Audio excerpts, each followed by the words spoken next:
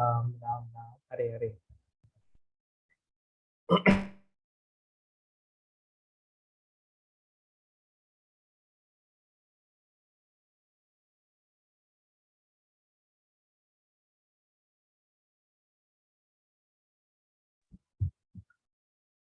हम श्री श्री राधा मदन जी से प्रार्थना करते हैं कि ये जो भगवत गीता का नॉलेज है, ज्ञान है, दिव्य ज्ञान है, इसको हम सही भाव से ग्रहण कर सकें और इस ज्ञान को ग्रहण करने से हमारे जीवन में एक आध्यात्मिक बदलाव आ सके। इस प्रार्थना के साथ में हम श्रीमद् भगवत गीता का वर्ष नंबर 31 31 से लेकर के 72 तक हम जो है इसको समझेंगे। तो इसका डिवीजन भी मैं बताना चाहूँगा। सेक्शन लास्ट टाइम मैंने बताया था इसके हालांकि डिविजन्स, जिन्होंने नोट नहीं किए हों वो दोबारा नोट कर सकते हैं। श्लोक संख्या 1 से लेकर के 10 तक अर्जुन ने अपने डाउट्स, जो उनके मन में संदेह थे, वो बताए और साथ ही साथ में कृष्ण को शरणागत किया। सेक्शन 2 में श्लोक संख्या 11 से लेकर के 30 तक, इसमें आत्मा के बारे में पूरा ज्ञान जो है वो दिया गया है भगवान श्री कृष्ण के द्वारा। इसके बाद में 31 से लेकर के 38 तक, इसमें कर्म कांड से रिलेटेड बताया है कि किस प्रकार से अर्जुन युद्ध में हारते हैं तो भी फायदा है, जीतते हैं तो भी फायदा है। श्लोक संख्या 39 से लेके 53 तक, 39 से लेकर 53 तक, सेक्शन 4, इसमें बुद्धि योगा के बारे में बताया गया है। निष्काम कर्म योग और बुद्धि योग एक ही होते हैं, उसके बारे में बताया गया है। इस प्रकार से अर्जुन को जो है वो निष्काम निष्काम कर्म योग में कार्य करना है। और फिर सेक्शन नंबर 5 यानी वर्ष नंबर श्लोक संख्या 54 से लेकर के 72 तक स्थित प्रज्ञ भक्त के बारे में बताया गया है। और समाधि क्या है, ultimate platform, equipoise platform of liberation, समाधि क्या है, इसके बारे में बताया गया है। ये 5 सेक्शंस में ये चैप्टर जो है पूरा ये डिवाइड होता है। तो हमने ऑलरेडी पहले 2 सेक्शंस पढ़ लिए थे यानी वर्ष नंबर 30 तक। आज जो है हम श्लोक संख्या 31 से लेकर के पहले 38 तक पढ़ेंगे, उसके बाद फिर सेक्शन 4 और 5 पे जाएंगे। तो ठीक है, मैं वर्सेस पढ़ूंगा पहले, हिंदी भगवत गीता।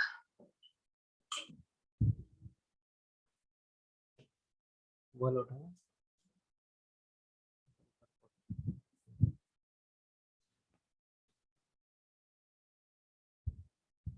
31।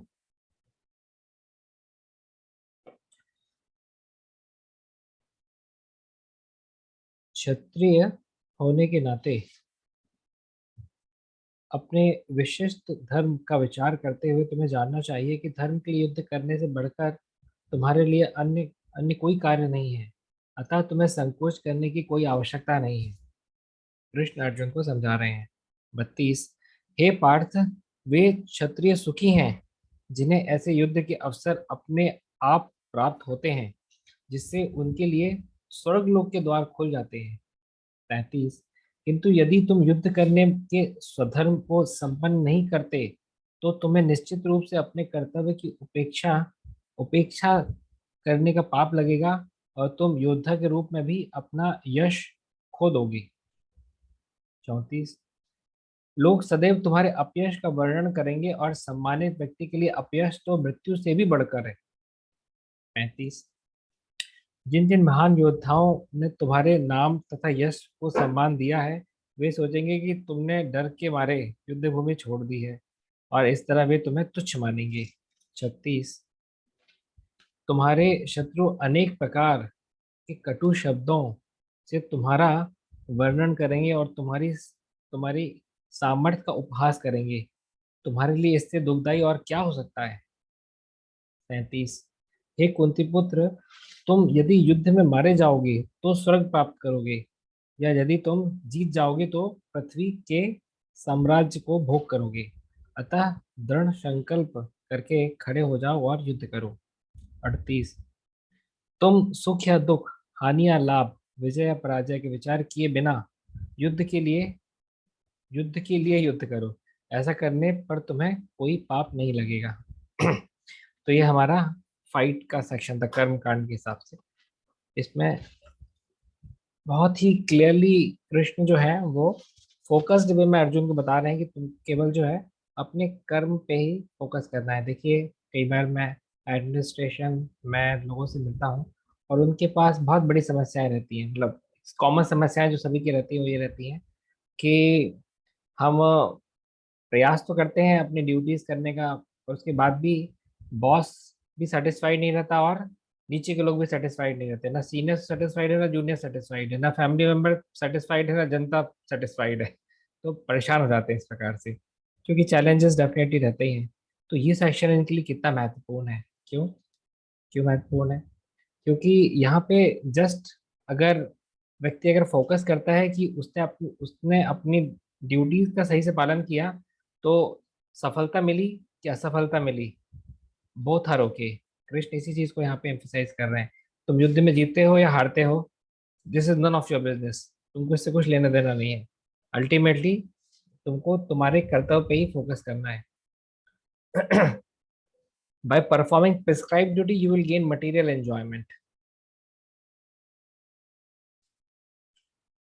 तो इस सेक्शन में अर्जुन का जो सेकंड और थर्ड आर्ग्यूमेंट था, है ना, जो कि हमने सबसे पहले चैप्टर में डिस्कस किया था, क्या था सेकंड और थर्ड आर्ग्यूमेंट? सेकंड आर्ग्यूमेंट था अर्जुन का इंजॉयमेंट से रिलेटेड, और थर्ड था फियर ऑफ सिंफुल रिएक्शन से रिलेटेड, है ना। पहले चैप्टर के 31 से 35 और 36 से 38 दोनों सेक्शंस पे इसमें रिफ्यूटेशन हुआ है। हाँ, 31 से 38, देखिए याद करने की बात है, 31 से 38 में जो फर्स्ट चैप्टर में अर्जुन ने आर्ग्यूमेंट दिए थे, उसी का 31 से 38 सेकंड चैप्टर में कृष्ण ने जो है उसको रिफ्यूट कर दिया। बोल दिया कि तुम जो सोच रहे हो वो सही नहीं है, बल्कि तुम अपना अगर अगर कर्म करते हो जो प्रेस्क्राइब ड्यूटी है क्षत्रिय की, क्षत्रिय का डेफिनेशन ही बताइए आगे आइए इसमें। तो अगर प्रेस्क्राइब ड्यूटीज अगर करते हो तो हारो चाहे जीतो दोनों में ही तुम्हारा फायदा ही है। इफ यू विन, अगर जीते हो तो यहाँ पर राज्य करोगे, हारते हो तो हेवनली प्लैनेट्स में चले जाओगे। इसमें 33 से लेकर के 37, पहले तो 31 और 32 में हम देख सकते हैं बेनिफिट्स ऑफ फाइटिंग बताए हैं। फिर 33 से लेकर के 37 में loss of avoiding by prescribe duty of fighting, इसके बारे में भगवान श्री कृष्ण ने चर्चा किया है। अर्जुन ने शिव जी को जो है एक बार फाइटिंग किया था, शिव जी के साथ में युद्ध किया था, और उससे प्रसन्न होकर के शिव जी ने पशुपति अस्त्र दिया था। इसी प्रकार से द्रोणाचार्य ने एक बार अर्जुन को प्रसन्न होकर ऐसे ऐसे अस्त्र दिए थे जिससे वो द्रोणाचार्य का भी विनाश करने की शक्ति रखते थे, संभव थी। तो और इसके अलावा जब स्वर्गलोक में गए थे तो इंद्र ने भी उनको बहुत सारे अस्त्र शस्त्र प्रदान किए थे। तो इस प्रकार से Arjun was a famous person. तो कृष्ण उनको बता रहे हैं, अर्जुन को बता रहे हैं कि इस प्रकार से तुम्हारा जो है, तुम अगर युद्ध नहीं करोगे तो तुम्हारा पूरा ये लॉस हो गया। वर्ष नंबर 33 के परपोर्ट में सारी चीजें बताते हैं श्रील प्रभुपाद, है ना, किस प्रकार से सिन और इनफेमी तुम्हारे पास में आएगी अर्जुन, अगर तुम युद्ध ही नहीं करते हो तो। देखिए, हमको जो भी चल रहा है इससे हमारे जीवन में रिलेट करना बहुत जरूरी है। अब जैसे मैं उसको अपने जीवन में कैसे रिलेट करता हूँ कि अनर्थों के अगेंस्ट मेरा भी एक बहुत महाकाय युद्ध है। काम, क्रोध, लोभ, मोह, मत, मात्सर्य, ये इतने बड़े बड़े योद्धा हैं, विश्व विजेता है ये लोग। पूरे विश्व को विजयी करके रखे हैं। तो जैसे एक अर्जुन के जीवन में चैलेंज था, वैसे मेरे जीवन में भी चैलेंज है कि किस प्रकार से इन अनर्थ रूपी महारथियों से मैं किस प्रकार से जीत सकता हूँ। कभी कभी कोई अनर्थ आकर के हमको ऐसा बुरा पटकता है कि हमको लगता है कि अब मैं युद्ध नहीं करूंगा।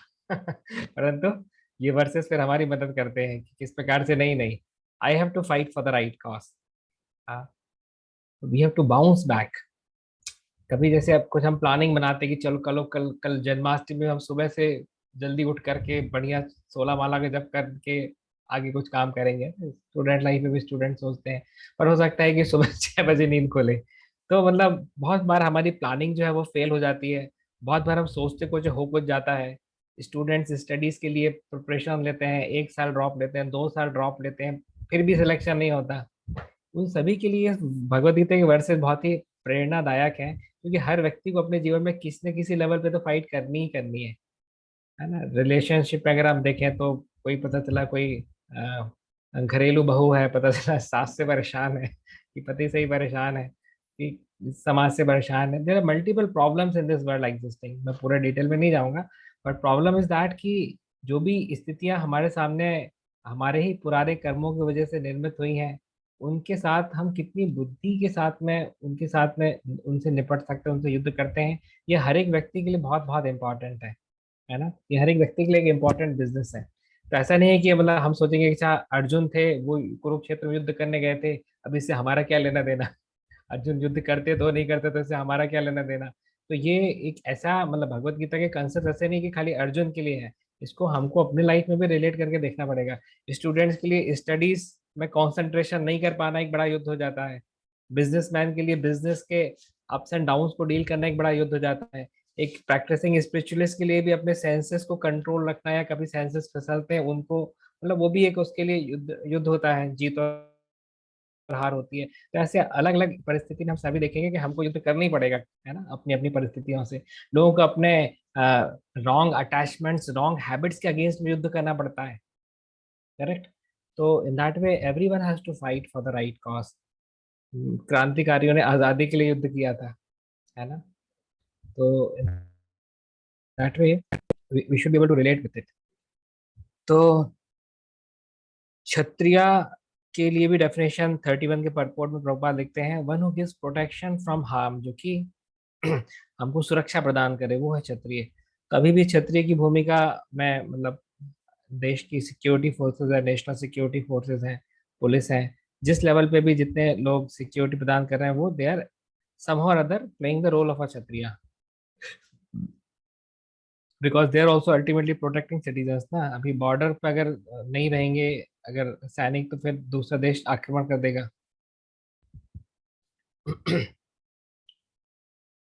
तो ऐसे हमको देखना पड़ेगा।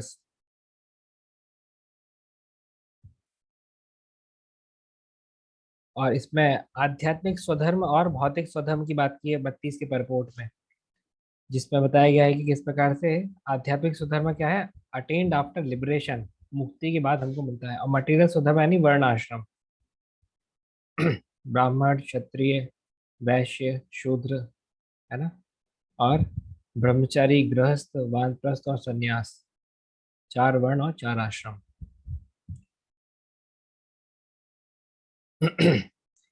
और 37 और 38 में तो सीधे सीधे कृष्ण जो है, 37 और 38 में तो सीधे सीधे बोल रहे हैं कि हैप्पीनेस, सुख और दुख, जय पराजय को, लॉस और गेन को छोड़ते हुए तुम जो है अपना अपना धर्म निभाओ। Don't be attach to any of these things. और ऐसा करने से ही तुमको किसी प्रकार का जो है पाप नहीं लगेगा।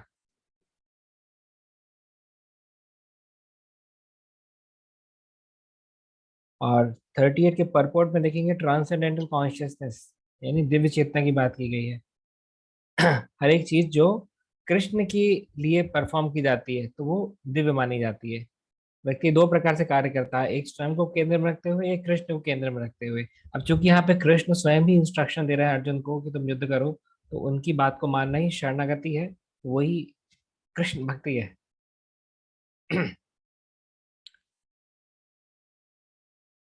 और भौतिक चेतना है, जिसमें व्यक्ति जो है स्वयं के हिसाब से ही, मतलब स्वयं को केंद्र में रखते हुए रजस, तमस, सतो, 3 गुणों के हिसाब से कार्य करता है। तो इस कारण से कार्य करने पे उसको जो है रिएक्शंस मिलते हैं। इसके लिए एग्जाम्पल देते हैं शील प्रभुपाद, बहुत अच्छा एग्जाम्पल देते हैं किस प्रकार से एक सैनिक जो है, कोई आर्मी में कोई सोल्जर है, तो वो हो सकता है हजारों हजारों लोगों को बॉर्डर में मार करके आ जाए, परंतु उसको सम्मान ही मिलेगा, परमवीर चक्र ही मिलेगा उसको, बल्कि सजा नहीं मिलेगी। क्यों? क्योंकि वो गवर्नमेंट के आदेश पे जाकर के उसने इतना जो है इतना लहूलुहान किया। परंतु वही घर में आकर के अपनी पर्सनल रंजिश निकालते हुए बाजू वाले व्यक्ति को मतलब मार नहीं भी डाले बल्कि हाफ मर्डर ही कर दे, अटेम्प्ट टू मर्डर का केस लगते हुए उसको कई साल की सजा हो जाएगी। करेक्ट। तो इसीलिए जब हम कृष्ण की प्रसन्नता के लिए कोई कार्य कर रहे हैं तो उसका कर्मा हमको नहीं लगेगा, परंतु जब हम स्वयं की प्रसन्नता के लिए कार्य कर रहे हैं तो उसका हमको कर्मा लगेगा। एक एक एक्टिविटी आप दिन भर में देखेंगे वो हम स्वयं के लिए भी कर सकते हैं या कृष्ण के लिए भी कर सकते हैं। अब सपोज कीजिए मैं दाढ़ी बना रहा हूँ, हेड शेव भी कर रहा हूँ, ये सोचने के लिए कि लोग बाग मुझे देखेंगे तो बहुत कहेंगे क्या हैंडसम ब्रह्मचारी है। तो इसमें ये जो है ये मतलब ये सेल्फ सेंटर्ड है। और वहीं पे अगर मैं हेड शेव भी कर रहा हूँ, दाढ़ी बना रहा हूँ सोच करके कि मैं कृष्ण को सही से रिप्रेजेंट करूंगा, लोग बाग सोचेंगे अच्छा ये कृष्ण के भक्त जो है कितने अच्छे से नीट एंड क्लीन रहते हैं, नीट एंड क्लीन पुजारी ऑल्टर में जाकर के वर्शिप करते हैं। तो फिर यही एक स्पिरिचुअल एक्टिविटी आएगी। मैं because I am not in the centre to seek credits, but keeping Krishna in the centre, कि किस प्रकार से कृष्ण के पुजारी के रूप में लोग बाग जो है मुझे देखेंगे और कृष्ण की प्रशंसा करेंगे या कृष्ण कॉन्शियसनेस की प्रशंसा करेंगे कि Krishna consciousness teaches a person to be clean. एकदम सिंपल एग्जांपल। तो ये बहुत इंपॉर्टेंट कंसेप्ट है क्योंकि दिन भर हमको कार्य किसी न किसी प्रकार से करना ही है। स्वयं की प्रसन्नता के लिए करते हैं कि कृष्ण को केंद्र में रखते करते हैं, ये हमारी चेतना में निर्भर करेगा। जितनी उच्च चेतना होगी उतना ज्यादा हम कृष्ण कृष्ण कॉन्शियस वे में कार्य करेंगे, कृष्ण को केंद्र में रखते हुए कार्य करेंगे। इवन कोई व्यक्ति लेक्चर भी दे रहा है ना, तो जरूरी नहीं कि कृष्ण की प्रसन्नता के लिए दे रहा हो सकता है कि खुद के ईगो सेटिस्फेक्शन के लिए दे रहा हो, कि लोग कहेंगे अरे प्रभु जी आप लेक्चर देते हैं तो क्या देते हैं, मतलब मजा आ जाता है। तो ये सुनकर के अगर हमारे मिथ्या अहंकार की पुष्टि मिल रही है या नहीं है उसमें फिर क्या कृष्ण कॉन्शियस क्रेडिट्स हमारे कम हो जाएंगे, है ना। हर एक चीज फॉल्स ईगो मिथ्या अहंकार के सेटिस्फेक्शन के लिए की जा सकती है या कृष्ण की तुष्टि के लिए की जा सकती है। तो यहाँ पे युद्ध करने के लिए तो बोल रहे हैं कृष्ण, है ना। और अर्जुन अगर कृष्ण की प्रसन्नता के लिए युद्ध करेंगे तो उनको ये कृष्ण कॉन्शियस एक्टिविटी मानी जाएगी। इस पड़पोर्ट में दिखा है bye acting in Krishna consciousness one is beyond all mundane obligations, यानी जितनी भी हमारी भौतिक जवाबदारियां हैं इनसे भी व्यक्ति ऊपर उठ सकता है अगर पूर्णतः कृष्ण भावना भावित में आकर के वो कार्य करे तो ये था हमारा थर्ड सेक्शन। अभी हम फोर्थ सेक्शन की तरफ जाएंगे जिसका नाम है बुद्धि योग। वर्ष नंबर 39 से लेके 53 तक पढ़ेंगे। देना।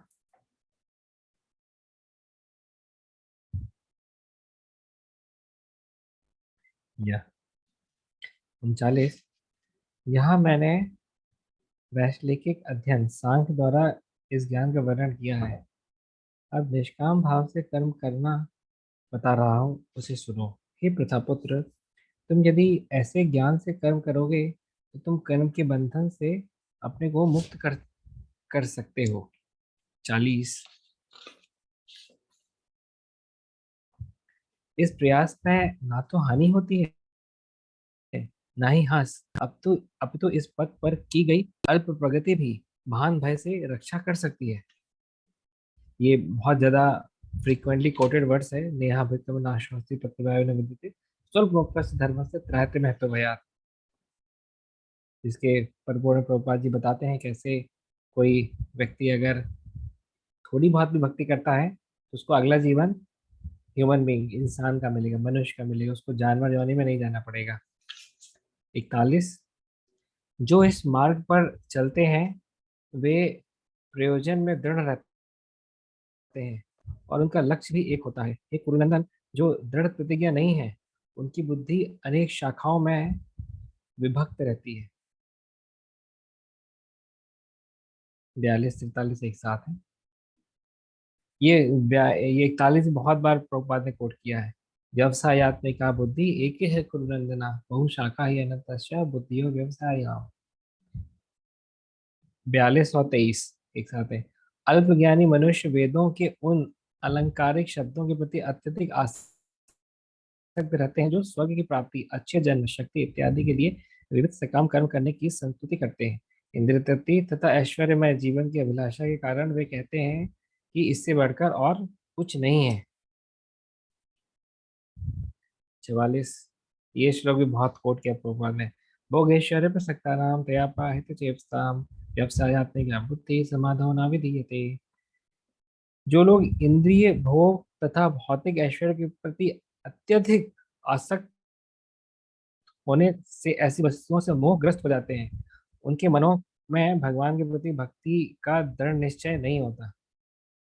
आजकल तो मोबाइल से ही पूरा इंद्रिय भोग हो जाता है है ना। Surrender to Guru is equal to कितना ज्यादा हम मोबाइल को सरेंडर कर पाते हैं, या मतलब कितना ज्यादा हम मोबाइल को कृष्णा कॉन्शियस वे में यूज कर पाते हैं।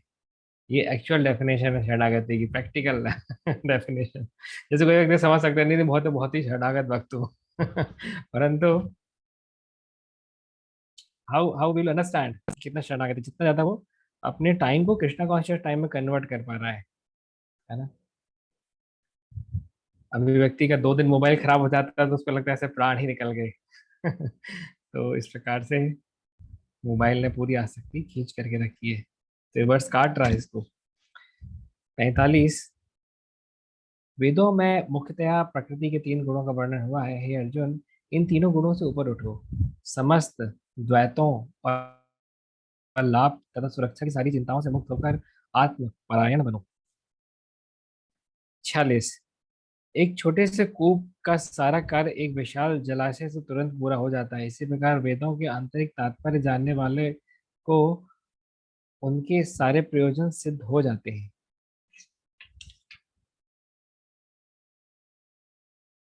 और 47 तो भक्तों को नहीं बल्कि बाहर वालों को भी बहुत कोट करते हैं। 47 ना, कर्मण्यवाधिकारस्ते माँ फलेषु कदाचन माँ कर्म फल हेतुर्भुर ते संगो स्त्वा कर्मणि। ये तो सभी लोग कोट करते हैं। भगवत गीता मतलब कर्मण्यवाधिकारस्ते सबसे पहले। और लोगों को इसका बिल्कुल भी सही तात्पर्य नहीं मालूम रहता, उनको बस लगता है भगवत गीता में लगा कहा है कि कर्म करो। क्या कर्म करना है इसके बारे में कोई जानकारी नहीं। सकाम है, सकाम कर्म है, निष्काम कर्म है, अकर्म है, कोई जानकारी नहीं।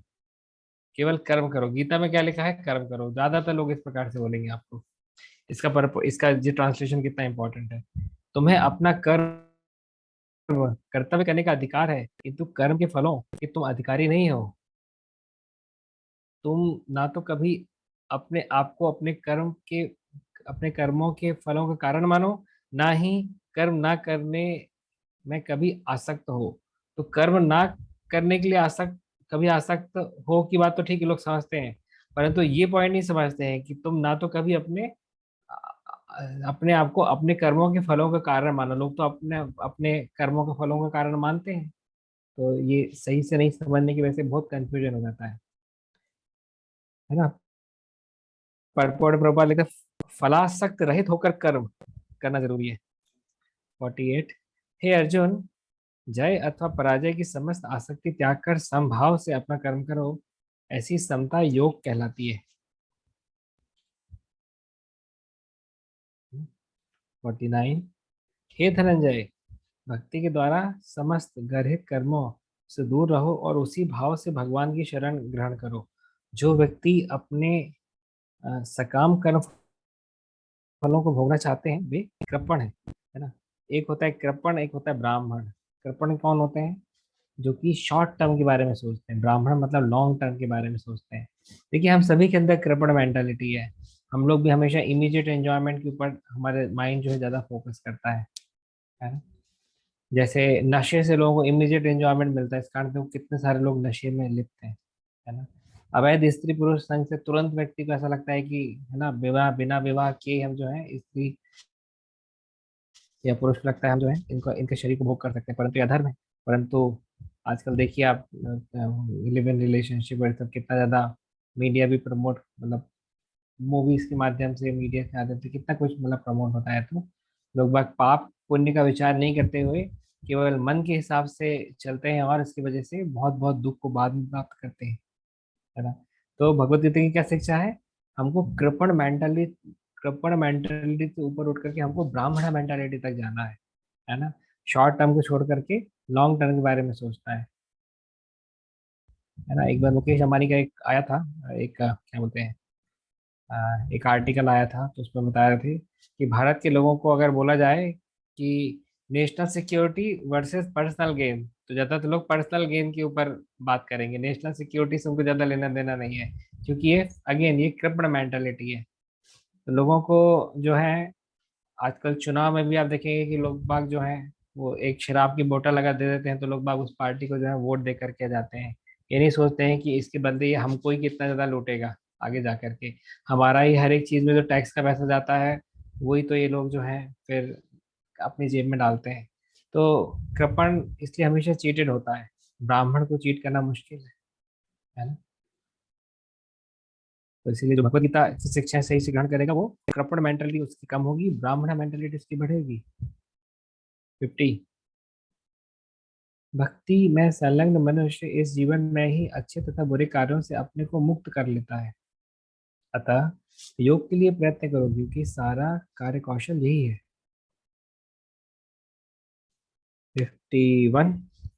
इस तरह भगवत भक्ति में लगे रहकर बड़े बड़े ऋषि मुनि अथवा भक्तगण अपने आप को इस भौतिक संसार के कर्म के फलों से मुक्त कर कर लेते हैं।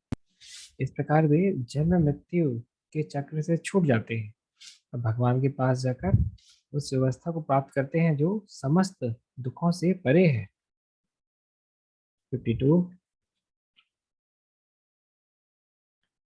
जब तुम्हारी बुद्धि मोह रूपी साधन वन को पार कर जाएगी, तो तुम सुने हुए तथा सुनने योग्य सबके प्रति अन्य मनस्क हो जाओगी। 53। Last verse of this section. जब तुम्हारा मन वेदों की अलंकारमयी भाषा से विचलित ना हो और वह आत्म साक्षात्कार की समाधि में स्थिर हो जाए, तब तुम्हें दिव्य चेतना प्राप्त हो जाएगी। है ना? तो दिव्य चेतना कैसे प्राप्त होगी उसका फॉर्मूला भी यहाँ पे दिया है।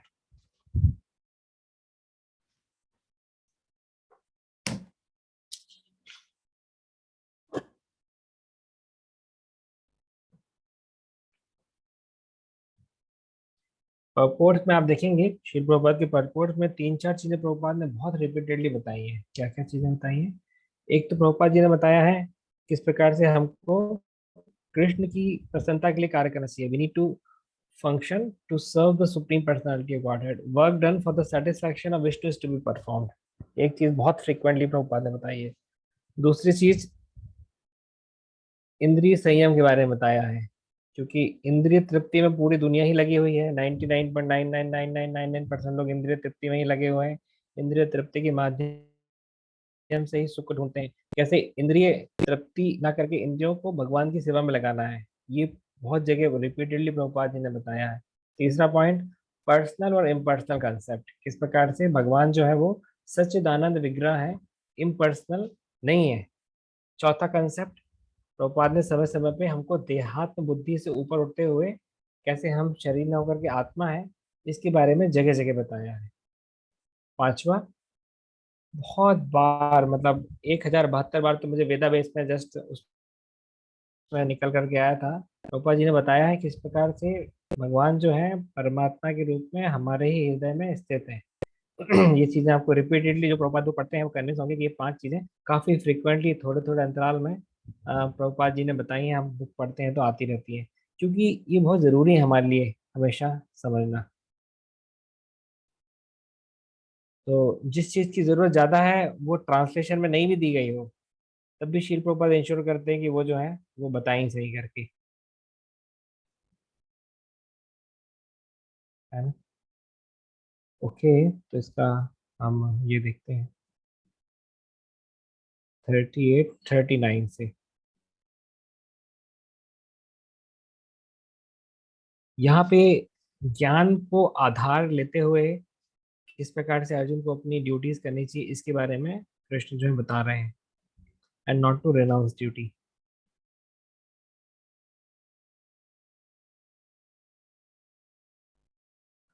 बुद्धि योग 39 के पर्पट में बुद्धि योग की डेफिनेशन दी गई है। हाँ, क्या है बुद्धि योग? जब हम कार्य करते हैं भगवान की इंद्रियों को तृप्त करने के लिए, services done for the sense gratification of the Lord, that is बुद्धि योग, इसी को बोलते हैं भक्ति योग।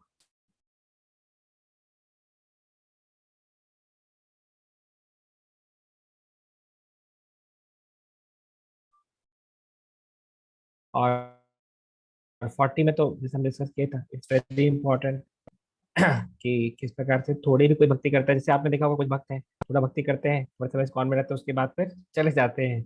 और ये जो थोड़ी भी इन्होंने भक्ति की है, ये भी इनको जो है एक तो फायदा देगी, सबसे बड़ा फायदा ये देगी कि ये जो है ये निम्न योनि में नहीं जाएंगे।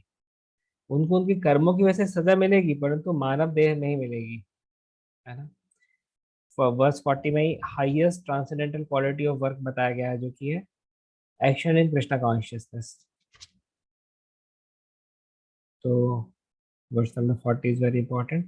41 तो बहुत ही इंपॉर्टेंट है, व्यवसायत्मिका बुद्धि। इस प्रकार से हमको जो है एक मतलब जो मल्टी ब्रांच इंटेलिजेंस है, उससे हमको जो है यूनिफाइड वे में जो है हमको फोकस्ड वे में जो है हमको भक्ति करना जरूरी है।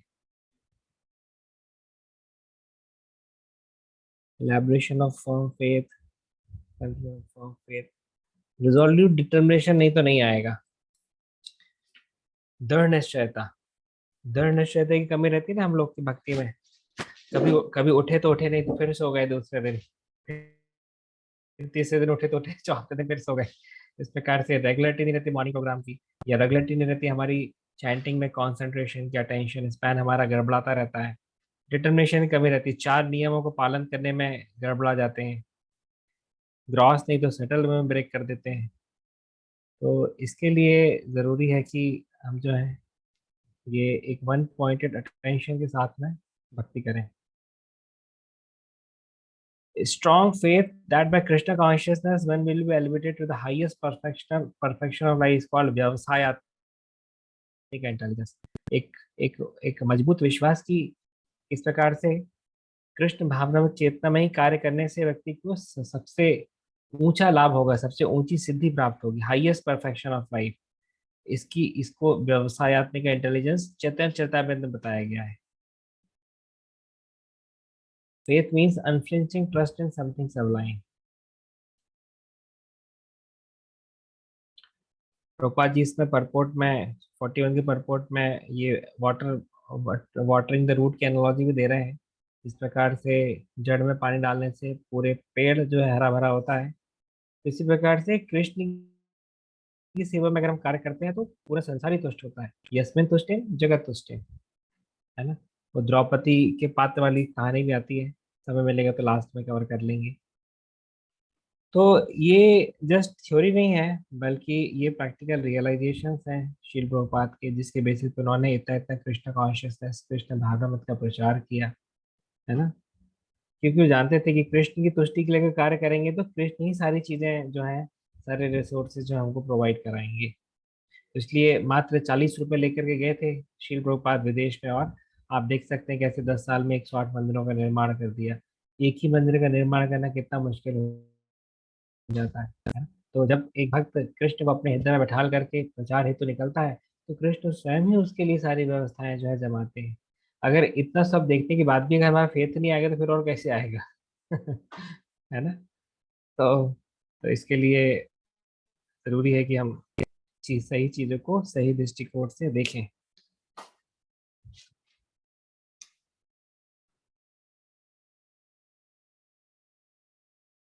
उसके बाद में अच्छा इसमें देखेंगे तो 42 43 में दोनों श्लोकों में कर्मकांड मेंटेलिटी जो है, जो मानसिकता है, उसको कंडेम किया गया है, उसको लेस इंटेलिजेंट पाथ बताया गया है। इसको प्रभुपाद जी बताते हैं, it's like fools getting attach to the poisonous flowers of the tree. कम बुद्धिमान लोग जो हैं, वो मूर्ख लोग जो हैं, जो कि एक पेड़ में जो जहरीले फूल हैं उनसे आसक्त है, इसके रूप में बताया गया है। दूसरा 44 बताते हैं कि, है ना, भौतिक ऐश्वर्य और इंद्रिय तृतीय दो बड़े बाधा हैं कृष्ण भावना में चेतन में आगे बढ़ने के लिए।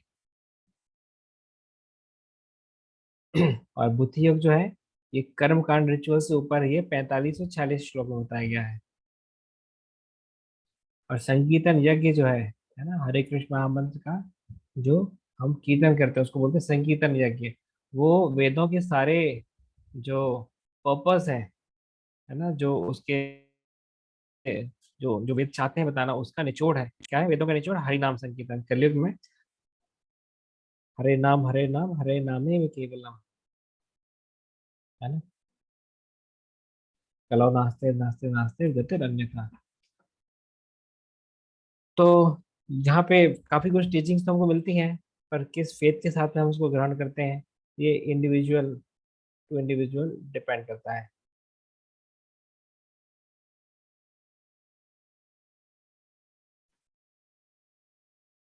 उसके बाद में 42-43 में नंद कंदन गार्डन के बारे में बताया गया है, स्वर्गलोक पे, जहाँ पे बहुत सुंदर अप्सराएं रहती हैं। वहाँ पे बहुत सारा सोमरस जो है वो मिलता है। ये हमारे कर्म कांड सेक्शन जो रहते हैं वेदों के, उसमें भी बहुत कुछ डिस्क्रिप्शन रहता है, तो उसको पढ़ करके लोग बाग जो है काफी मोटिवेटेड हो जाते हैं कि स्वर्गलोक जाना चाहिए हमको। पर हम देखेंगे कि इस प्रकार से भगवत गीता इस मेंटेलिटी को भी डिस्कार्ड करती है। बोलते हैं कि क्षीणे पुण्य लोके, जो जैसे हमारे पुण्य जो है वो जब क्षीण हो जाएंगे तो फिर हम उस जो स्वर्ग लोक है वहां से भी हम नीचे जो है भेज दिए जाएंगे। जैसे कोई व्यक्ति कुछ एक पैसे जोड़ता है, इकट्ठा करके फॉरेन ट्रिप पे जाता है, पर वापस तो उसको आना ही पड़ेगा, फॉरेन में तो नहीं रह जाएगा। तो उस प्रकार से थोड़े समय के लिए स्वर्ग लोक घूम करके वापस से फिर यहाँ भौतिक जगत में आकर के यहाँ की कठिनाइयां फिर से झेलनी पड़ेंगी। तो this is not a good business. और समाधि की डेफिनेशन भी बताइए 44 के परपोर्ट में, है ना। फिक्स्ड माइंड, डेफिनेशन समाधि, when the mind is fixed for understanding the self, है ना। ये हम स्वयं को समझने के लिए अपने मन को स्थिर करते हैं। हाँ, किस प्रकार से हम जो है part and parcel of Krishna है, सुप्रीम पर्सनालिटी इंपॉर्टेंट है वो। और समाधि किन के लिए पॉसिबल नहीं है, हम पहली बात कर चुके हैं। जो भोग ऐश्वर्य और इंद्रिय तृप्ति में बहुत ज्यादा संलग्न है, उनके लिए समाधि संभव नहीं। समाधौ ना विधीयते, ऐसा।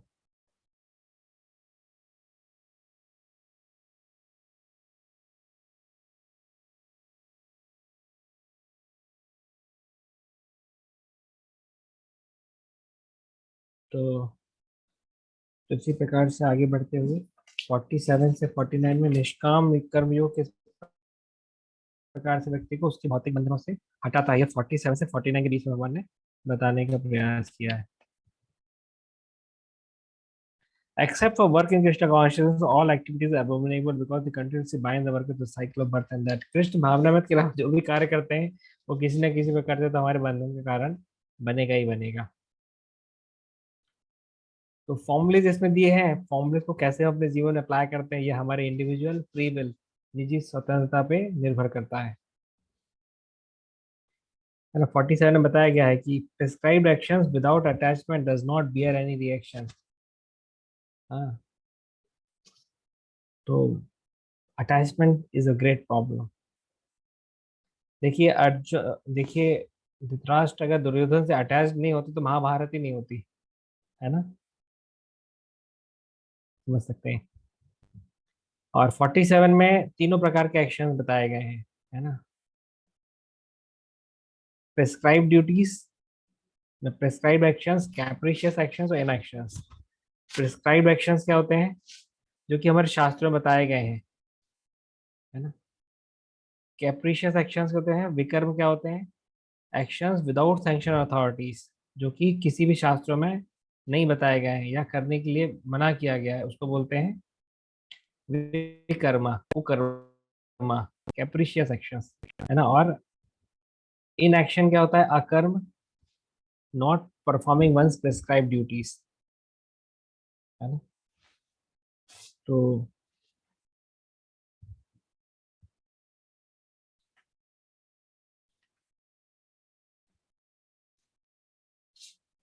इसको 47 बहुत इंपॉर्टेंट है, इसलिए मुझे इसका पढ़ पढ़ लेता हूँ हिंदी में। भौतिक जगत में सदा ही कुछ ना कुछ उथल पुथल होती रहती है, उसका परिणाम अच्छा हो या बुरा। ऐसी उथल पुथल में विचलित, जो ऐसी उथल पुथल में विचलित नहीं होता, जो अच्छे, शुभ तथा अशुभ, बुरे से प्रभावित रहता है, उसे कृष्ण भावनामृत में स्थिर समझना चाहिए। जब तक मनुष्य इस भौतिक संसार में है, वह अच्छाई या बुराई की संभा तब तक अच्छाई बुराई की संभावना रहती है, क्योंकि इस संसार द्वैत द्वंद्व से पूर्ण है। किंतु जो कृष्ण भावनामृत में स्थिर है वह अच्छाई या बुराई से अछूता रहता है, क्योंकि उसको उसका सरोकार कृष्ण से रहता है जो सर्व मंगलमय है। ऐसे कृष्ण भावनामृत से मनुष्य पूर्ण ज्ञान की स्थिति प्राप्त कर लेता है, जिसे समाधि कहते हैं। अच्छा, ये मैं भी कंफ्यूज हो गया था हिंदी के शब्दों को लेकर के। हमको लगे थे मैं 47 पढ़ना चाह रहा था, ये मैंने 57 पढ़ दिया।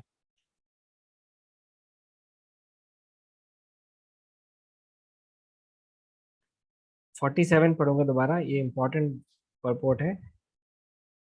इसमें कर्म यानी स्वधर्म, विकर्म और अकर्म के बारे में बताया गया है। कर्म यानी स्वधर्म वे कार्य हैं जिनका आदेश प्रकृति के गुणों के रूप में प्रदान किया जाता है ना। अधिकारी की सम्मति के बिना किए गए कर्म विकर्म कहलाते हैं, और अकर्म का अर्थ है अपने कर्मों को ना करना। तो ये तीनों हमको जरूरी है समझना, क्योंकि कुछ ना कुछ कर्म तो हम कर ही रहे हैं। अब कौन सी कैटेगरी में जा रहा है कर्म, वो डिपेंड करेगा कि हमको रिजल्ट क्या मिलेगा, है ना।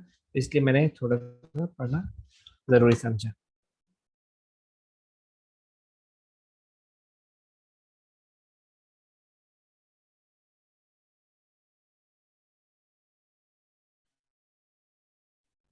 उसके बाद में फिर 49 के परपोर्ट में डेफिनेशन ऑफ माइजर बताई गई है कि कृपण कौन है। abominable activities refer to fruitive acts, all acts which bind to birth and that, जन्म मृत्यु से जिसको फंसा देते हैं वो abominable activities, निषिद्ध कार्य बताए जाते हैं। और 50 से लेकर के 53 में, 50 में freedom from good and bad reaction, अच्छे और बुरे परिणामों से फ्रीडम के बारे में बताया है। 51 में जन्म और मृत्यु के चक्कर से फ्री होने के बारे में बताया है। 52 में वैदिक रिचुअल्स के बारे में बताया है। और 53 में समाधि के बारे में बताया है। ये चार बुद्धि योग के बेनिफिट्स हैं। और पांचवा बेनिफिट हमको 72वें श्लोक में मिलेगा, जो कि हम बाद में पढ़ेंगे। तो उसमें आएगा कैसे व्यक्ति बैक टू गॉड, भगवान के नाम भगवत धाम में वापस जाता है। तो ये पांच बेनिफिट्स बताए गए हैं किसके, बुद्धि योग के, 50, 51, 52, 53 और 72 में।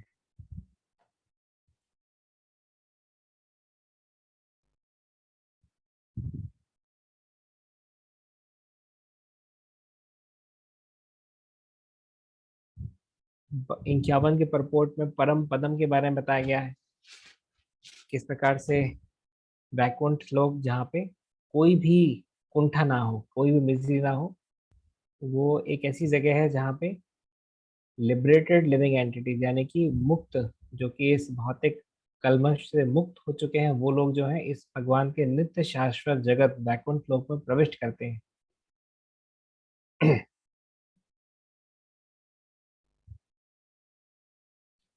एंड इक्यावन में secret of success and qualification to enter Vaikuntha planet, इसके बारे में चर्चा की गई है। और फाइनली फिर 53 में तो highest perfection of self realisation के बारे में बात की है भगवान ने।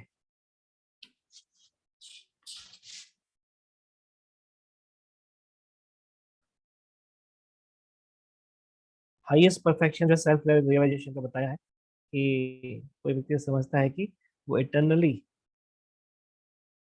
भगवान भगवान का सर्विटर है, भगवान का दास है, और उसका केवल एक ही बिजनेस है। क्या बिजनेस है? To discharge one's duties in Krishna consciousness, Krishna भावनामृत में वो अपने कर्म करे, यही उसकी एकमात्र ड्यूटी है।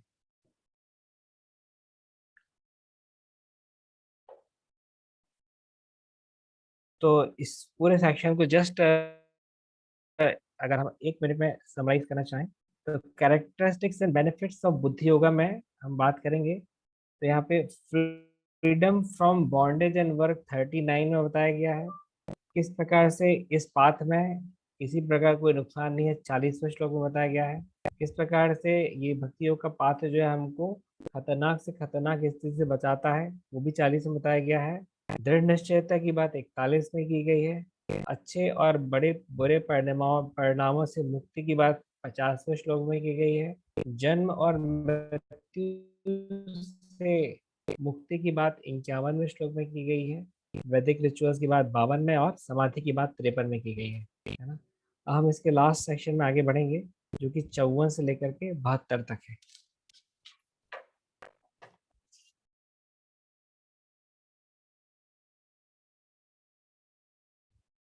54। अर्जुन ने कहा, हे कृष्ण, अध्यात्म में लीन चेतना वाले व्यक्ति स्थित प्रज्ञ में क्या लक्षण है? वह कैसे बोलता है तथा उसकी भाषा क्या है? वह किस तरह बैठता और चलता है? 55।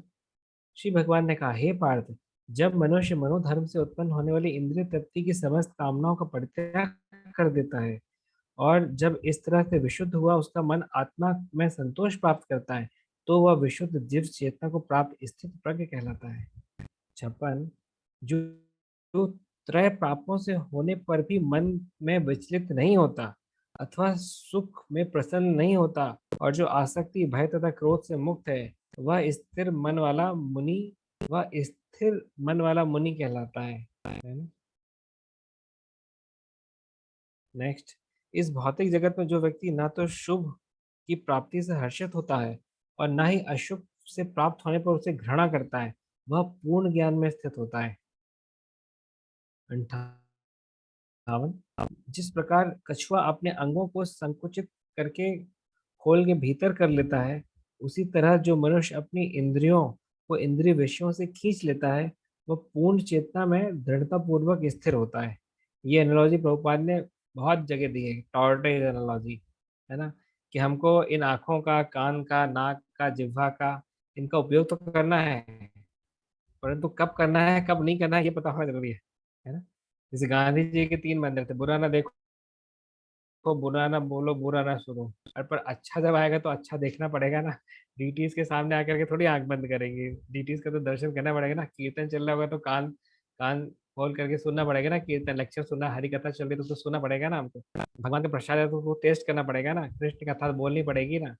तो नेगेटिव नेगेटिव वाइब्रेशंस के आगे ब्लॉकेज लगाना तो अच्छी बात है। दैट इज लाइक कछुए ने अपने हाथ पांव जो है अपनी शेल्फ के अंदर कर दिए, पर जब जब तैरने की बारी आएगी, खाने पीने की बारी आएगी, तो वही कछुआ जो है अपने अंगों को बाहर निकालता है ना। इस प्रकार से एक एक बुद्धिमान भक्त जो रहता है वो ऐसे ही करता है। नेक्स्ट, 59। देहधारी जीव इंद्रिय भोग में भले ही निवृत्त हो जाए, पर उसमें इंद्रिय भोग की इच्छा बनी रहती है। लेकिन उत्तम रस के अनुभव होने से ऐसे कार्यों को बंद करने पर वह भक्ति में स्थिर हो जाता है। तो अब देखेंगे प्रभुपाद जी ने हमेशा ही discarding the lower taste and being situated in the higher taste, मतलब cultivating the higher taste and discarding the lower one, ये फिलॉसफी बारंबार बताई है कि हमारा ऐसा नहीं है कि 90 90 ये नहीं करना वो नहीं करना, बल्कि एक हायर टेस्ट में अपने आप को सिचुएट करते हुए लोअर टेस्ट को अपने आप ही वहां से हटा देना, है ना। घी लगी गरम गरम चपाती अगर आएगी तो कौन व्यक्ति कल की सूखी चपाती खाएगा, ये बताने का प्रयास किया शिल प्रभुपाद ने।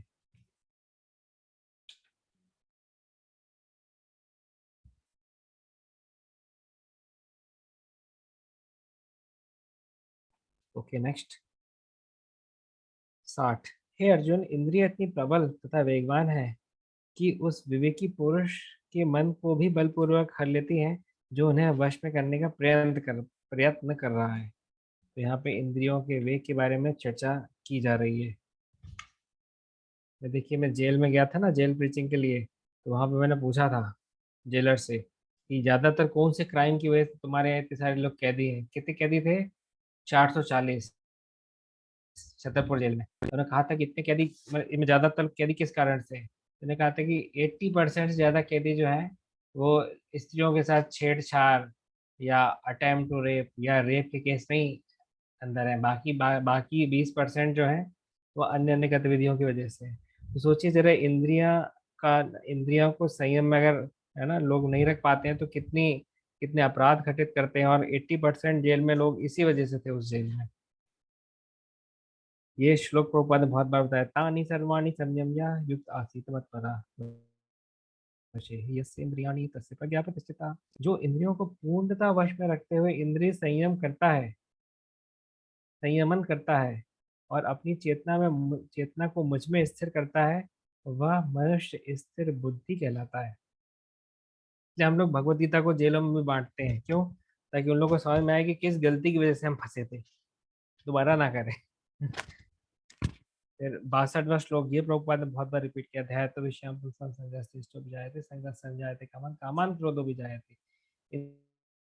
इंद्रिय विषयों का चिंतन करते हुए मनुष्य की उसमें आसक्ति उत्पन्न हो जाती है, और ऐसी आसक्ति से काम उत्पन्न होता है, और फिर काम से क्रोध प्रकट हो जाता है ना। तो ठीक है, ये सेक्शन कंप्लीट कर लें, फिर मैं हिमांशु को कहूँगा कि एक मैंने चार्ट भेजा है, वो चार्ट दिखाएं, वो चार्ट, उससे बहुत क्लियर होगा। 63, क्रोध से क्रोध से पूर्ण मोह उत्पन्न होता है, मोह से स्मरण शक्ति का विभ्रम हो जाता है। जब स्मरण शक्ति भ्रमित हो जाती है तो बुद्धि नष्ट हो जाती है, और बुद्धि नष्ट होने पर मनुष्य भवकूप में पुनः गिर जाता है ना? तो ये सब काम की वजह से होता है। 64, किंतु समस्त राग तथा द्वेष से मुक्त एवं अपनी इंद्रियों को संयम द्वारा वश में करने में समर्थ व्यक्ति भगवान की पूर्ण कृपा प्राप्त कर सकता है। तो इंद्रियों को संयम में करने के लिए विशिष्ट बताया गया है। भगवत की प्राप्ति के लिए सेल्फ कंट्रोल बहुत इंपॉर्टेंट है। 65 इस प्रकार से कृष्ण भावनामृत में तुष्ट व्यक्ति के लिए संसार के तीनों ताप नष्ट हो जाते हैं, और ऐसी तुष्ट चेतना होने पर उसकी बुद्धि शीघ्र ही स्थिर हो जाती है। नेक्स्ट, जो कृष्ण भावना जो कृष्ण भावनामृत में परमेश्वर से संबंधित नहीं है, उसकी ना तो बुद्धि दिव्य होती है और ना ही मन स्थिर होता है। जिसके बिना शांति की कोई संभावना नहीं है, शांति के बिना सुख हो भी कैसे सकता है? The whole world is running after peace, correct? पर पीस है नहीं किसी के जीवन में, सभी परेशान है। बोले हम भी परेशान, तुम भी परेशान। तो क्यों परेशान है, ये इसके ऑलरेडी इस श्लोक में भगवान ने बताया है ना। मन स्थिर नहीं होगा, शांति कभी नहीं मिलेगी। मन कैसे स्थिर होगा, ये प्रश्न उठता है फिर। तो 67, जिस प्रकार पानी में तैरती नाव को प्रचंड वायु दूर बहा ले जाती है, उसी प्रकार विषादशील इंद्रियों में से कोई एक जिस पर मन निरंतर लगा रहता है, मनुष्य की बुद्धि को हर लेती है। नेक्स्ट, अतः हे महाबाहु, जिस पुरुष की इंद्रियां अपने अपने विषयों से सब प्रकार से विरक्त होकर उसके वश में है, उसी की बुद्धि निस्संदेह स्थिर है। 69, जो सब जीवों के लिए रात्रि है वह आत्म संयमी के जागने का समय है, और जो समस्त जीवों के जागने का समय है वह आत्मनिरीक्षक मुनि के लिए रात्रि है ना। जैसे हम लोग कितने बजे सोते हैं? 9:30 9:45 तक सोते हैं। बाहर के लोग तो इतने बजे एकदम एक्टिव होते हैं। है ना, हमारे हॉस्टल में तो लोग बाग एक्टिव होते थे 9:30 9:45 बजे, रात भर टीटी खेलने के लिए, रात भर 2 मूवीज निपटाने के लिए एक्टिव होते थे। और जिस समय हम लोग की शुरुआत होती है 3 3:15 3:30 बजे उठ जाते हैं, उस समय तक वो लोग प्रचार बनाते हैं, जब लोग सो जाते हैं, सो जाते हैं, रात हो गई। तो जिस समय हमारा उठने का समय, उस समय वो लोग सोते हैं। जिस समय सोने के समय, उस समय वो लोग प्रॉपरली एक्टिव होते हैं। देखिए भगवद गीता की वाणी सत्य है कि असत्य है? एकदम सत्य है। 70, जो पुरुष समुद्र में निरंतर प्रवेश करती रहने वाली नदियों की समान इच्छाओं के निरंतर प्रभाव से विचलित नहीं होता और जो सदैव स्थिर रहता है, वही शांति प्राप्त कर सकता है। वह नहीं जो ऐसी इच्छाओं को तुष्ट करने की चेष्टा करता हो। ये ओशो की फिलॉसफी है कि जो भी इच्छा है उसको तुष्ट कर लो और बस तुम सुखी हो जाओगी। आज तक ओशो की फिलॉसफी सुनकर कोई सुखी हुआ क्या? प्रभुपाद की फिलॉसफी सुनकर के लोग जो है सन्यासी बने, सुखी हुए। ओशो की फिलॉसफी सुन के कोई सुखी नहीं हुआ, पर लोग बाग ज्यादातर ओशो की फिलॉसफी लगाते हैं। जो अच्छा लग रहा है बस कर दो, बाद में देखी जाएगी। तो बस फिर अटक जाते हैं। ये तो माया है। नेक्स्ट 71, जिस व्यक्ति ने इंद्रिय तृप्ति की समस्त इच्छाओं का परित्याग कर दिया है, जो इच्छाओं से रहित रहता है और जिसने सारी ममता त्याग दी है तथा अहंकार से रहित है, वही वास्तविक शांति को प्राप्त कर सकता है ना। फिर से पीस फॉर्मूला दिया कृष्ण ने। लास्ट 72, यह आध्यात्मिक तथा ईश्वरीय जीवन का पथ है, जिसे प्राप्त करके मनुष्य मोहित नहीं होता। यदि कोई जीवन के अंतिम समय में भी इस तरह स्थित हो तो भी वो भगवत धाम में प्रवेश कर सकता है। एग्जाम्पल यहाँ पे है ना, देते हैं। छोटे महाराज का आता है, जो कि जिन्होंने आखिरी समय में अपनी बुद्धि को कृष्ण भावना में चेतना में लगा दिया था। खटवंग महाराज ने अपनी मृत्यु के कुछ समय पूर्व ही कृष्ण की शरणागति लेकर के एक आध्यात्म में ऊंची स्थिति प्राप्त कर ली। ओके, तो समय कम ही बचा है हमारा। यहाँ पे एक हिमांशु को मैंने आपके साथ में शेयर किए थे ना, फोटोज जो मैंने शेयर किए थे।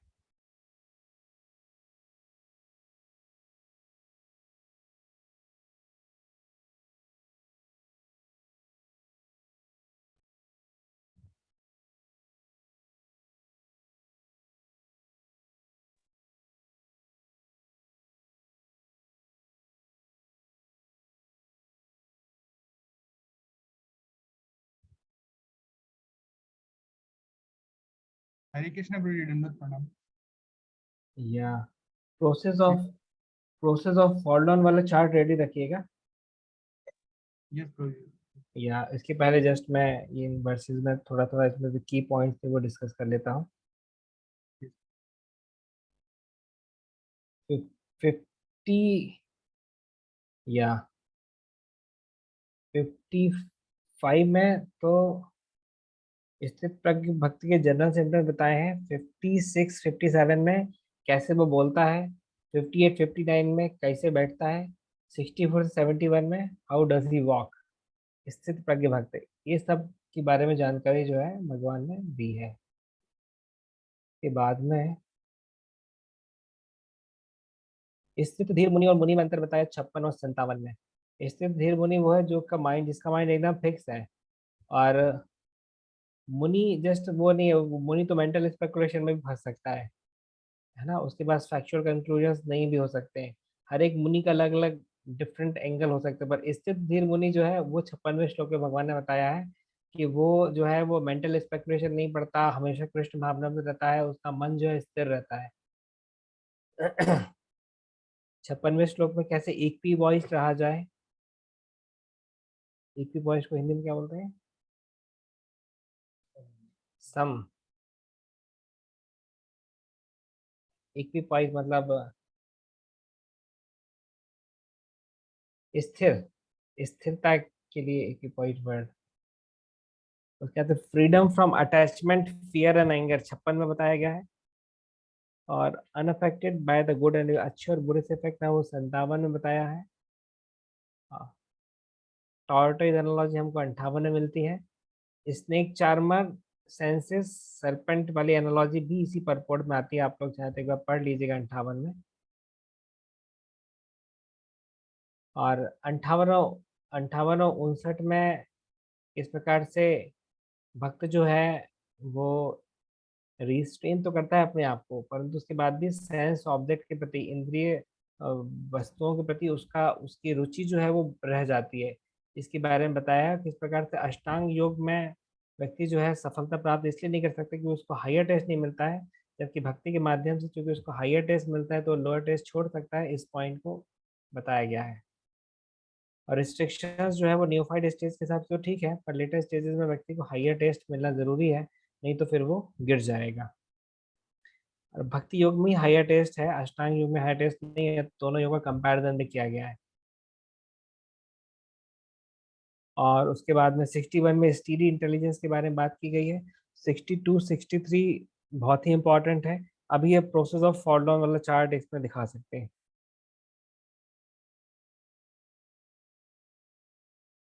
जो मैं फोटो शेयर किया था। या ये ये बहुत ही इंपॉर्टेंट चार्ट है, क्योंकि सब पूरा कबाड़ा जो है वो इसी की वजह से होता है। जब व्यक्ति जो है इंद्रिय तृप्ति के विषय के बारे में सोचता है तो उससे उसकी अटैचमेंट आसक्ति डेवलप होती है ना, उससे उसके अंदर काम आता है। जब काम फुलफिल नहीं होता है तो उससे क्रोध आता है ना। फुलफिल हो जाएगा तो वो ग्रीड में कन्वर्ट हो जाएगा, यानी लोभ में कन्वर्ट हो जाएगा, है ना। और नहीं फुलफिल हो पाएगा काम वासना तो उससे क्रोध आएगा, और क्रोध जो है वो फिर अल्टीमेटली उसको जो है उसको कंप्लीट डिल्यूजन और बेविल्डरमेंट ऑफ मेमोरी, यानी उसके मति जो है भ्रम करा देगा, उसकी इंटेलिजेंस उसकी बुद्धि जो है चली जाएगी, और फाइनली जो है उसका fall down हो जाएगा।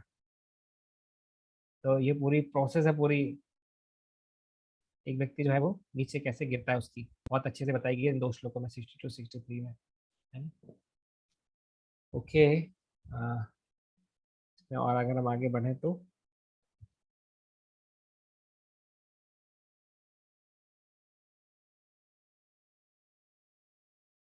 66 में बताया बिना कृष्ण कॉन्शियस में कोई पीस नहीं है। Krishna is the only enjoyer, supreme proprietor, real friend, real well wisher of everyone. हर एक व्यक्ति का सबसे परम हितैषी कौन है? भगवान श्री कृष्ण स्वयं है। और correct technique controlling of mind की 67 के परपोर्ट में बताई गई है, अम्बरीश महाराज का एग्जाम्पल देते हुए किस प्रकार से उन्होंने अपने सारे ही इंद्रियों को नवविध भक्ति में लगा दिया था। 68 में मैन ऑफ स्टीडी इंटेलिजेंस के बारे में बताया गया है। जो व्यक्ति इंद्रिय तृप्ति के बारे में नहीं भाग रहा है, इंद्रिय तृप्ति से मिलने वाले सुख के पीछे नहीं भाग रहा है, जबकि अपने सेंसेस को, इंद्रियों को कंट्रोल में रखने का प्रयास कर रहा है, वही व्यक्ति स्टीडी इंटेलिजेंस में सिचुएटेड है। स्टीडी इंटेलिजेंस हिंदी में क्या बोलेंगे? हाँ, स्थिर, स्थिर बुद्धि, स्थिर बुद्धि बोलेंगे। इसके बाद फिर 69 में 2 क्लासेस मैंने बताया है जो कि इंद्रिय तृप्ति में संलग्न होते हैं, और या जो इंद्रिय जो सेल्फ रियलाइजेशन, आत्म साक्षात्कार में स्थित होते हैं। और 70 में फिर किस प्रकार से कृष्णा कॉन्शियस व्यक्ति जो है वो पूर्ण रहता है, भौतिक जो उसकी आवश्यकता रहती है भगवान उसकी पूर्ति करते हैं, इसके बारे में बताया है। प्रूफ क्या है कृष्णा कॉन्शियस मैन का? उसने अपने सारे इंक्लिनेशन जो भी उसकी वृत्तियां हैं इंद्रिय तृप्ति के लिए, वो उसने जो है वो समाप्त कर दी है। ये पूर्ण पूर्ण कृष्ण भावना में भक्ति की बात चल रही है। हम पूर्ण नहीं है तो हमने थोड़ी की होगी, तो इसलिए हम शुद्ध भक्त नहीं है, है ना। हम पार्शियल डिवोटी हैं, प्योर डिवोटी नहीं है। और फिर 71 में एक्चुअल डिजायरलेसनेस के बारे में बताया कि जो कृष्ण की इच्छा के हिसाब से जीवन जीता है, वही वास्तविकता में डिजायरलेसनेस कहलाती है। इसके हिंदी के लिए वर्ड क्या है? निस्पृह। निस्पृह होने का अर्थ है इंद्रिय तृप्ति के लिए कुछ भी इच्छा ना रखना, इसको बोलते हैं निस्पृह होना, desirelessness. Perfect stage of Krishna consciousness, ये सब के बारे में चर्चा किया है। और फाइनली 72 में attaining the divine status of life, that is Krishna consciousness के बारे में चर्चा किया है। निर्वाण, ब्रह्म निर्वाण के बारे में बताया है, ब्रह्म स्थिति के बारे में बताया है। तो इस प्रकार से हमारा चैप्टर नंबर 2 जो है वो कंप्लीट होता है। देखिए, हम इसमें एक एक चैप्टर में पूरा एक बताया क्या क्या गया है, इसका एक ओवरव्यू कवर करने का प्रयास कर रहे हैं, तो 1 घंटे में बहुत डिटेल में जाना संभव नहीं है किसी के भी लिए। तो इससे क्या है कि थोड़ा सा हमको पता रहेगा कि पहले चैप्टर में दिया क्या था, बताया गया था, सेकंड चैप्टर में बताया गया था, किस किस प्रकार से उसको हमने सेक्शंस में ब्रेकअप किया। तो इससे क्या है कि आपको एक ओवरव्यू चैप्टर का पता रहेगा। कभी कोई चर्चा कोई करता है भगवत गीता के बारे में, तो आपको एक मोटा मोटी पता रहेगा, और साथ ही साथ में जो थोड़े थोड़े इंपॉर्टेंट पॉइंट बीच में से मिलते गए वो हम बीच में चर्चा करते चले गए। डेफिनेटली जो वर्ड्स बाय वर्ड्स एक एक श्लोक लेकर के जो क्लासेस में डिस्कशन होता है उसकी बात ही अलग है। उससे हमको बहुत डिटेल में शिक्षाएं जो भगवत गीता की हमको मिलती हैं, दैट इज़ बेस्ट। परंतु मेरा जो प्रयास था 18 हफ्ते 18 वीक्स में 18 चैप्टर को कंप्लीट करने का, इसका मोटिव ये था कि लोगों को एक ओवरव्यू पता रहे कि बताया क्या गया है भगवत गीता में भगवान श्री कृष्ण द्वारा अलग अलग चैप्टर्स में, जो कि आई थिंक एटलीस्ट इस ऑब्जेक्टिव को हम फुलफिल करते हुए चल रहे हैं। और बाकी किसी को कुछ कमेंट्स हो, कुछ फीडबैक हो, तो डेफिनेटली फीडबैक फॉर्म जो हिमांशु को कोऑर्डिनेटर है वो डालते हैं, उसके माध्यम से बता सकते हैं। एक फीडबैक मेरे पास आया था कि बोझी आप एक एक श्लोक लीजिए एक एक क्लास में। हमने कहा वो तो ले लेंगे पर फिर 700 क्लास लगेंगे उसके लिए। फिर 18 क्लास में नहीं हो पाएगी भक्ति तो कंप्लीट, तो उसके लिए 700 श्लोक 700 क्लास लगेंगे। सो तो दैट वाज द पॉइंट। अभी किसी का कोई प्रश्न हो, कुछ जिज्ञासा हो तो एक आध प्रश्न हम ले सकते हैं, otherwise already we exceeded the time. Generally मैं क्लास को टाइम पे फिनिश करने के लिए फेमस हूँ परंतु चैप्टर इतना लंबा रहता है तो कवर नहीं कर पाते। हरे कृष्ण प्रभु जी, धन्यवाद प्रणाम। हरे कृष्णा दीपिका माता जी। जी प्रभु जी, जानकारी चाहिए थी कि अब संडे वाली क्लास नहीं हो रही है प्रभु जी आपकी? हाँ हो रही है ना, हर हफ्ते ही तो हो रही है। जी प्रभु जी। आप हमेशा आते थे, आजकल नहीं आ रहे हैं, ये मेरा प्रश्न आपसे है। जी प्रभु जी, वो एक्चुअली में क्या संडे प्रोग्राम रहता है ना प्रभु जी सेंटर में, इसी वजह से लेट हो जाते हैं। ओके ओके ओके, जी श्योर प्रभु जी। Sure sure. अब कोशिश करूंगी प्रभु जी आने की। जी, कल की संडे हरे क्लास कृष्ण। काफ़ी स्पेशल है। कल की संडे क्लास काफ़ी स्पेशल है क्योंकि मैंने स्पेशली कृष्ण मुकुंद ब्रो को इनवाइट किया है एक बहुत ही स्पेशल टॉपिक के लिए, जिसका नाम है क्यों हम अपनी डिसीजन मेकिंग, जो हम डिसीजंस लेते हैं ना अपने जीवन में, निर्णय लेते हैं, उसमें कहाँ गड़बड़ी हो जाती है और गड़बड़ निर्णय की वजह से क्या क्या होता है। बहुत अच्छा टॉपिक उन्होंने पूरा कंपोज किया है। अभी स्पिरिचुअल पावर जूस ग्रुप में उसको भेज दिया जाएगा। मैं खुद भी प्रेजेंट रहूंगा कल की क्लास में, उस क्लास को सुनने के लिए। अभी आप समझ सकते हैं जिस क्लास को सुनने के लिए मैं इंटरेस्टेड हूँ, वो क्लास तो अपने आप में अच्छी होगी सही है ना। मैंने क्लास देने की बजाय उस क्लास को सुनना प्रेफर किया, so you can understand the gravity of it. Okay, last प्रश्न अर्चना माता जी। हरे कृष्णा प्रभु जी, दंडवत प्रणाम। है कृष्णा। प्रभु जी, ये था प्रभुपाद ने जो आपने कई बार कोड किया है, तो 5 पॉइंट बताए थे, तो मैं 4th वाला नहीं लिखा। मैंने इंद्रिय संयम, फर्स्ट था इंद्रिय संयम के बारे में बताया, और दूसरा किस तरह भगवान सच्चिदानंद विग्रह हैं, और 4th वाला छूट गया है। 5th वाला है किस प्रकार भगवान हमारे हृदय में रहते हैं। 4th वाला क्या था? ना मतलब ऐसा कोई रूल नहीं है कि ये 5 है, मतलब एक दो पॉइंट और भी मिल सकते हैं। मैं तुझे बता रहा था कि मैं तुझे बता रहा था कि ये पॉइंट्स को प्रभुपाद ने बहुत ज्यादा एम्फेसाइज किया है करके। जैसे हाँ, गॉड डेमी गॉड कंसेप्ट के बारे में बहुत बार बताया है, भगवान स्थिर रहते हैं। कर्म के सिद्धांत के बारे में बताया, किस प्रकार से हम आत्मा ना हो शरीर ना होकर के आत्मा है, इसके बारे में बारम्बार बताया है। तो ये मतलब ऐसा नहीं है कि 5 पॉइंट बताएं, 5 7 8 भी हो सकते हैं। वो चीजें जो बारम्बार प्रभुपाद ने रिपीटेडली बताने का प्रयास किया है हमारे लिए, ताकि हम उन चीजों को स्मरण रखें, भूलें ना। तो ये था। ठीक है, समय काफी हो गया है, थैंक यू। हरे कृष्णा। आज की क्लास को यहीं पे विराम देंगे। जगत गुरु श्री बात की प्रभुपाद जय। की, मंत्रास भगवत गीता की, गौर प्रेमानंदे। हरि हरि बोल। हरे कृष्ण प्रभु जी, Thank you. हरे कृष्ण प्रभु जी, दंडवत प्रणाम।